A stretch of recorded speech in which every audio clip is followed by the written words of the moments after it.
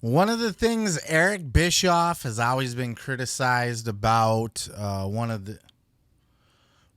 the many things that Eric Bischoff has often been criticized about throughout his entire career was the way that the NWO was booked, specifically the overuse of talent and the burial week after week after week of the WCW talent, and quite frankly, the way that the storyline ended. And of course, when you look back and you see Jeff Jarrett and Bret Hart and they're wearing Scott Steiner and they're all wearing the silver NWO. It's a bit much. We got lost in the weeds. We jumped the shark somewhere along the way. So they had a very good conversation, they being Conrad Thompson and Eric Bischoff on 83 Weeks this week, where they got into the nitty gritty of the NWO and specifically how the NWO ended. First, take a listen to this clip. I want to kind of play this one here and get into Eric Bischoff addressing the way that the NWO was booked when they were on top of the wrestling business, as far as the criticism of the NWO squashing WCW's baby faces, burying them all. It was a heel fucking machine. And WCW was often criticized about the way that everybody was just cannon fodder for the NWO guys. Well, Eric Bischoff gives pushback on this, and I think he's kind of got a point here. Check out this clip. When you're building a brand, you'll make a sacrifice or two. You'll try some things. Some of it's going to work, as we just talked about. Some of it's going to work. Some of it's going to work really well, like the NWO. It was antithetical to the formula for professional wrestling and people like Ric Flair. They just didn't get it. Put the baby faces on their heels. Well, when you have a match, and I'm not picking on Ric Flair here, but it's going to sound like it. But from the Ric Flair perspective, well, let's just keep that same formula we've always used, which hasn't been working very well. It hadn't ever worked in WCW. So let's just keep doing that, as opposed to, let's try something that's radically different than that's ever been done before. A formula, if you will, with regard to the NWO, where the heels are getting over and they're just smashing baby faces right and left. The baby faces are underneath. If you look at a wrestling match and you've got a heel and a baby face, and the heel is just pounding the hell out of that baby face, and the baby face is fighting from underneath, and it doesn't look like there's any way that baby face is ever going to make a comeback. And then all of a sudden the baby face makes a comeback, and holy crap, it works. Well, that formula, if you extend that out over a 6-month or 12-month period, was the formula that we were using for the NWO. The baby faces did eventually get over Bill Goldberg, Sting, my God, who still got the same gimmick he had as a result of the NWO storyline. DDP, who turned into a megastar because of the NWO storyline. Rey Mysterio, arguably, NWO helped him get over by getting the heat on him and the sympathy on him that we got on him when Kevin Nash lawn darted him into the back of a trailer in a scene that nobody had ever witnessed before. I'd never seen that kind of backstage action in a wrestling program before. All of those things kind of fit together and helped get a lot of people over, baby faces. But it didn't happen over a 2-week window or 3-week window or a 12-minute match. The idea was that we were going to crush WCW. We were going to put WCW at the point where it didn't look like WCW was going to be able to survive, and then make their comeback. So if you look at the NWO and where the NWO was positioned in WCW, and you look at the baby faces, and WCW as a whole in this case is the baby face. If you look at the NWO as the heel and WCW as the baby face, yes, the idea, if you look at that 12 or 18-month window where it was really on fire, was like a 12-minute match where the heel had control of the match for 10 of those 12 minutes. That was the idea. I have to admit that I myself never even really thought of it like that before. I was always one of those people that did kind of think that WCW really did kind of bury its talent NWO was always just beating down WCW every single week. Heat, fucking heat, like skeet. You know what I mean? All over the place, just heat all over the walls, stuck between the magazine pages, on the TV, bed sheets, socks. You get the point. Heat everywhere. But when you look at it through the lens of this was a match where the heel got 80% of the match and the babyface gets 20, a little shine in the beginning and gets cut off, and just a heat match, and then at the end the babyface fucking gets that come from behind victory and valiantly fights back in the end. You know, it's the underdog babyface. It's the Rey Mysterio versus the Undertaker. Right? Jeff Hardy versus the Undertaker. Everybody versus the Undertaker, right? It's that come from behind, and that's an interesting one. I mean, there's plenty of matches that you can go back and you can see that kind of structure to it, you know? Matches are essentially, you know, babyface gets the shine, and then they're cut off. And then there's a hope spot, and they're cut off some more, and then there's the finish, you know, and depending on the length of the match, there might be a couple hope spots and false finishes and loop-de-loops and uppity-ups and dippity-doos and all that other stuff. But at the end of the day, the storytelling remains the same. You know, you can't, it's a squash match otherwise. If it's just one-sided all the way through, you have to tell the story. And sometimes that story is told where the heel is just the dominant monster who gets 80% of the match. And if you're looking at the booking of the NWO through that lens, as NWO being the dominant heel monster, taking 80% of the match against WCW, but WCW would triumph in the end, it's not a bad story. I'm actually pretty okay with that. I hadn't really looked at it that way before. It makes sense.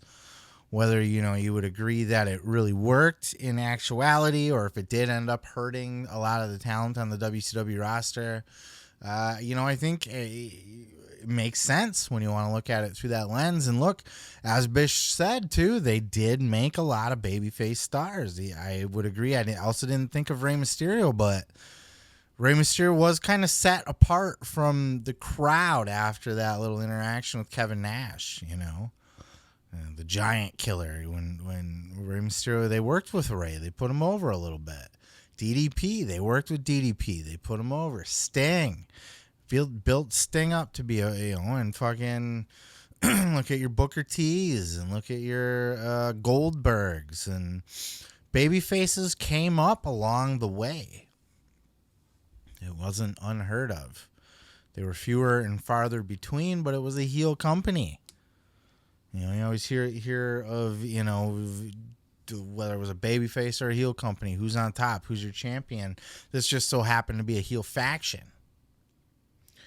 And, of course, one of the problems with that heel faction was the overinflation of people being added to it. It started to get watered down. Instead of it just being the core three, it became, you know, 5 and then 6. X-Pac was 6 because it was 6. Then you get fucking, you know, what's his name? You know, you get Scott Norton in there. Buff Bagwell. Buff was cool. I actually liked Buff in the NWO, but you get the point. Chronic was in there. Fucking Brian Adams and the other guy. It kind of became a... Sorry. Woo.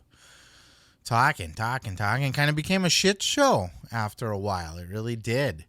And there was more behind that because in this particular clip here, Bischoff was asked how the NWO should have ended or how he would have done it ideally. And you may have heard this before, but check out this clip, and then I'm going to follow up on the back end and kind of give my little fantasy booking on what I would have done with the NWO. What is the proper end to the NWO? Like if you had to go back and rebook it and come up with something like, what would that proper end have been? And the proper end would have been the original concept of having to do a second show and giving NWO its own branded show and giving WCW its own branded show and having that conflict between the two quote unquote wrestling organizations, much like SmackDown and Raw tried to do. Right? They haven't really been successful with it. They've tried it for years to try to create that intercompany rivalry and trying to make it feel like two separate brands and not letting talent cross over, all of those things. And by the way, WWE they've been successful in having two different shows. Don't misunderstand me here, folks. Do not misunderstand me. WWE's been incredibly successful building two different brands, but not the way they started out doing it. Right? It's different now. And I think that if the original idea that was born out of, okay, Ted wants a second show, had we been able to execute that properly, that would have been the right thing to do. The idea of just ending the NWO because it's a storyline, I don't think it would not have been a good business decision.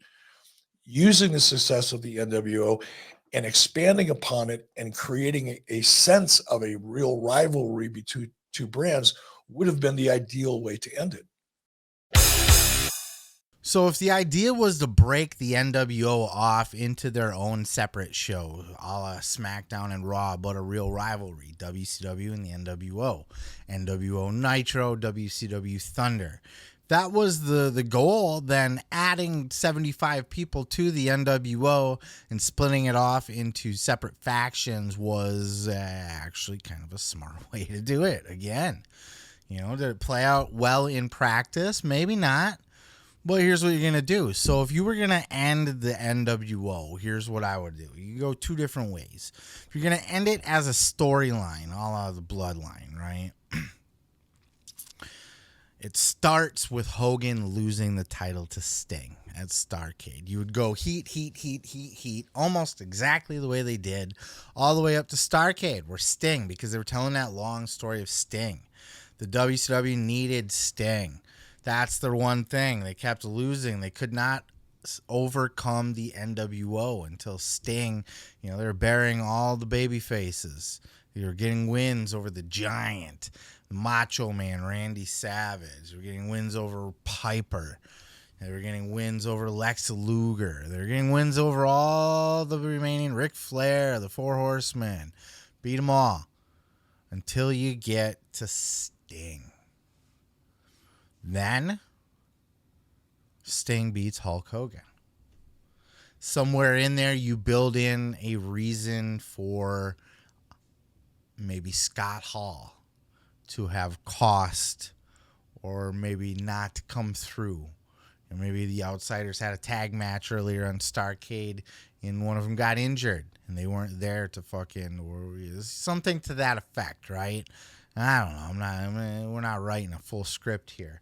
Something causes Hogan to blame his loss on one of the Outsiders, Scott Hall, preferably. Well, Scott's not there, maybe. Which causes Kevin to step up and side with his buddy Scott. And now you got dissension in the ranks, which leads to the Wolfpack splitting off almost exactly like they did. Now you get the cool NWO guys. You get the babyface NWO guys, essentially. The rebel bad boy babyface faction. The good guys feuding with the NWO jobbers and WCW bad guys. Then you got the NWO bad guys on Hogan's team. The traditional NWO black and white.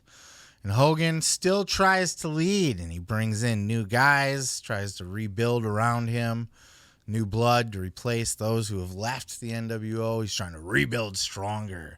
We don't need those guys. They were holding us back. Right? And we're adding more people.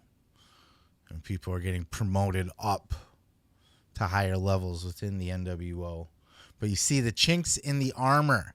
And this coincides with the rise of Bill Goldberg. And Bill Goldberg in the Georgia Dome, if you want to do it there, that's fine. I never really had a problem with it being on TV.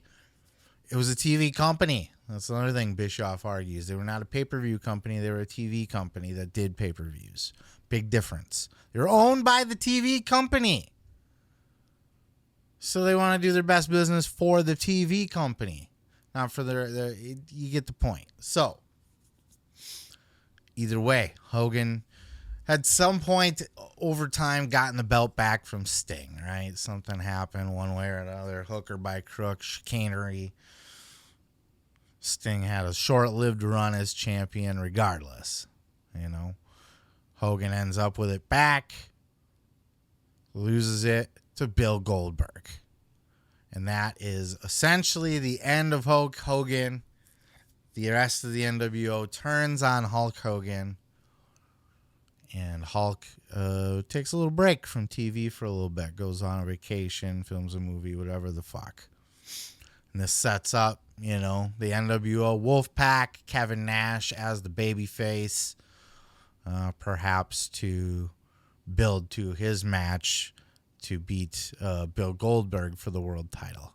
And then that could come to a rematch between Hulk and Nash. And it could be a winner takes NWO or a loser leaves NWO forever kind of thing, or whatever the case may be. And the NWO, so I got an itchy nose. I don't know if it's going to continue to bother me, and I don't really particularly care enough what you guys think to not itch it, scratch it, pick it. I'll eat the booger for you, too. I don't give a fuck. Don't worry about it. So that's the way to end the storyline, essentially. You know, you don't keep it going after that. Maybe that's the battle. Nash wins the title from Hulk, and just successfully defends against Hulk, perhaps, and dismantles the NWO forever. End of storyline. That's a good way to do it. So inevitably, it kind of comes down to the leader of the Wolfpack versus the leader of NWO Hollywood. You know, you do it in 3 acts. The rising NWO against Sting. The on top NWO starting to crumble, starting to weaken, starting to lose, fall apart from within in the second act with Goldberg. Final act, buried, laid to rest with Kevin Nash. Now, if you were to do it the way Bischoff wanted to do it, you could lead to same thing, Wolfpack versus NWO, White, Hollywood, or whatever. Somewhere in there, Goldberg winning the title from Hulk. Maybe that would have been a good time for Goldberg to take the World Heavyweight title over to Thunder, and for NWO Nitro to introduce a new World Heavyweight title, the NWO Championship. And maybe that could have been the spray painted belt still. You know, you have a clean one and a spray painted one. Same big gold. One's got paint on it, the other doesn't. I don't know. Or a whole new belt. Doesn't matter. Kind of would like it to be spray painted though. It'd be fun. It would fit that image. But if you're going to do it like that, then just do it like that. That's the, you know, after that particular event, you know, we're launching Thunder, and we're launching it with WCW. You know, Goldberg wins, so he takes it to Thunder, the WCW show as the champion. Bret Hart's going there, and then on NWO Nitro, it kind of becomes, you know, you got your Wolfpack baby faces, your LWO baby faces, and then your NWO Hollywood heels. And then other guys that are just kind of in the mix. Maybe they're not affiliated. You know, the factions start to fall apart, and it just becomes its own kind of roster of good guys and bad guys within the, you know, with roots rooted in the NWO. It's a long fucking winded way to say that I think Eric Bischoff wasn't too far off in his comments here. You know, it's not too bad. Not a bad way to do it. Just didn't quite play out that way. But what are your thoughts? Thank you for listening to my fantasy fucking booking, first of all. But let me know where you would have done things different. If you like what I came up with, if you would have did it different. What you would have done, and how do you think everything played out, and how do you think what was the downfall of the NWO? Anything really, just put it down in the fucking comments and we'll discuss. Peace, love, and pizza. I'm moving on to the next. I just did the daddy magic. I did the too sweet, but then I got my injured pinky still, and I did the. Oh yeah, thanks for checking out the video. Yeah, don't forget to subscribe. Don't forget to like it if you liked it. Yeah, and you can check out full episodes each and every Sunday right here on the channel. Oh yeah, dig it.